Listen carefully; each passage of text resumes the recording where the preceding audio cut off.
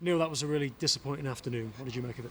Yeah, I thought, I knew it'd be. I said in my press on Thursday, next two games will be the toughest we've had all season. We do our homework on the opposition, and I know the way he's got them playing, so I knew we'd have to be really at it away from home to get something. And you could see we were at sixes and sevens in the first half. We were hanging on. We defended our box really well. Tough afternoon for the new lad coming in. But second half we changed a few things around, and obviously the first goal kills you. It's not Macca's fault. It's a gust of wind. He's come for the ball, and it's just wind's taken it and it's flown over him. But once you go 2-0 down, it becomes really, really difficult. Why did you think you found it so difficult to get a foothold in the game today? Because it's not often it happens, but the opposition were better with the ball than us, and they had more possession, more control of the game. I knew we'd have to defend away from home at times, and if you look at their two goals, the two goals have come from the wind, the cross and a set piece. But they had a full stretch a lot of the time, and that's what they're good at, and managers got them playing really, really well. And the truth is, anyone that thinks we're head and shoulders one of the best teams in the league, or we should be because we're Notts County, it's a load of rubbish. We're a decent team. We're giving it everything, but we got our deficiencies shown up today. More than a bit of fortune in both of their goals, but no question that they deserve to win, right? Absolutely, best team won the game, and I can handle a mistake, that goes in for a goal. I can handle, something like that. What I can't handle is when the opposition, just play with more intensity, more energy, and they run off the ball more. And that's the thing that annoyed me today. They did more running off the ball. We wanted to all be on the ball, but we didn't do enough off the ball. With only a couple of days or so to build up to the next game at Fylde, those are all things that you can look at the tape and fix, right? Because you know that your players are better than that. We can look at the tapes, we can show them. The players have got to fix it on the pitch. But yeah, of course we can. We've lost 2 in 14. I don't know if that's what the stats are. 2 in 14 now. I mean, I don't think we should be getting battered for it.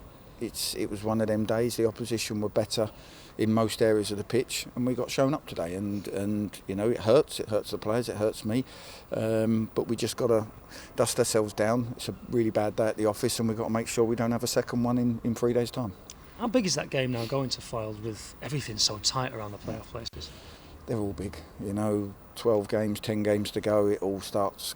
The pressure's on and all that kind of stuff. We've got to keep going. We've got to keep nicking points, picking up points, and if we can nick something at Fylde and take us in, because we then go away at Barrow, and we know how tough that's going to be. So we just need to be better than we was today. As I say, the next 3 league games are going to be the toughest of our season for various reasons, and we need to make sure we perform better than that. What's the overriding emotion? I'm disappointed.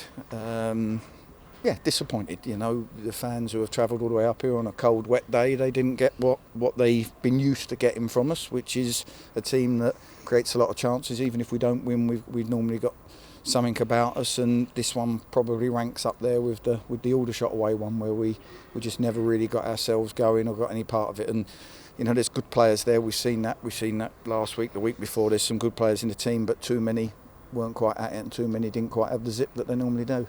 Adam Long came in, made his debut today. What did you think of him? Didn't think he did anything wrong. He defended well. We stayed in his shape for it. I knew a team that pulled us about a bit would be a tough one for a young lad on his debut, but he trained excellently Thursday and Friday, so I saw everything that I needed to see to be brave enough to put him in. Alex Lacey, unfortunately, just couldn't get through training yesterday and didn't quite feel right. Obviously, it would have been great to have his experience, but it wasn't to be, and the young lad didn't do anything wrong. Why did he get the nod over Pierce Bird, who maybe didn't do anything wrong last week?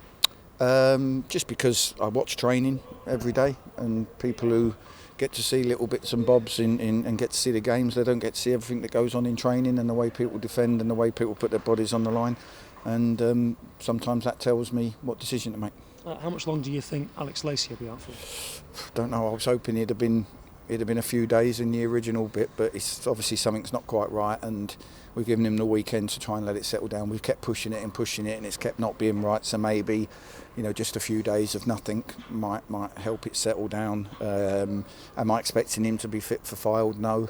and then obviously we got the cup game on Saturday, so we'll just have to wait and see. Michael Dorr came back into the middle of the midfield today, and it was Jim O'Brien that dropped to the bench. He quickly brought him into the fold. How is that going to work, that dynamic of Doyle, O'Brien and Rose going forward? Can you find a way of getting all three of them in the mix, or is it going to have to be two of them and one of them's going to have to miss out? Depends what shape we want to play. You know, I toyed with whether we'd go 3 up today away from home, front three.